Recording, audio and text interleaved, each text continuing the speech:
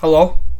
When are you gonna tell your audience our amazing success in Iraq and Afghanistan? Yeah, right, buddy. Your success was actually a whole mess for both sides and turned a lot of people against you. Just make the video.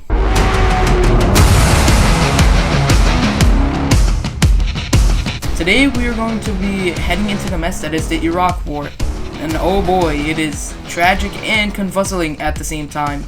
So in the beginning, for this video we will start in the 1990s. Saddam Hussein got a little pissed that invaded Kuwait. For no reason, I think. So in 1991, the US along with a whole lot of other countries went like this. Who's there? US and friends, why are you here? So yeah, Iraq was already on the US's naughty list. Nothing happened much during that time, but eventually in 2001, 10 years after the Gulf War, Uncle Sam got a whole lot angrier.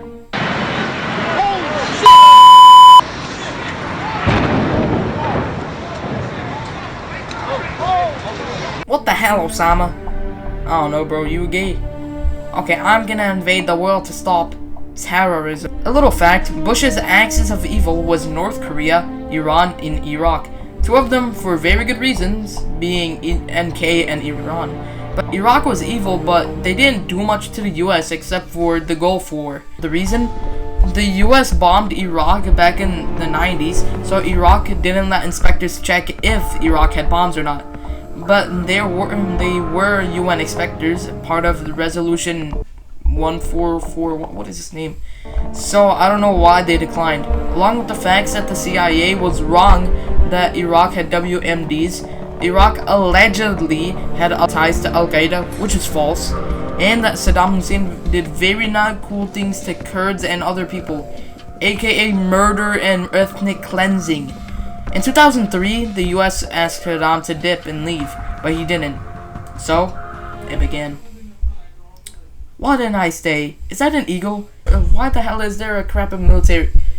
Why no you leave, Mr. Saddam? Because you haram. That's why we invading you, to spread haram, and to take your oil. Also, the oil part is unconfirmed.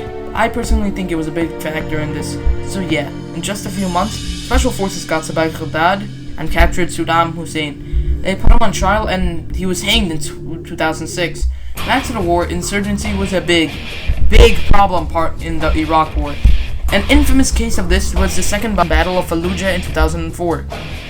The Marines and the Army went to Fallujah again to try to capture it, but they realized it was not easy whatsoever, especially since Fallujah was the hub for insurgents, so the Marines had to resort to urban combat, which is extremely dangerous since room clearance is insane and booby traps exist.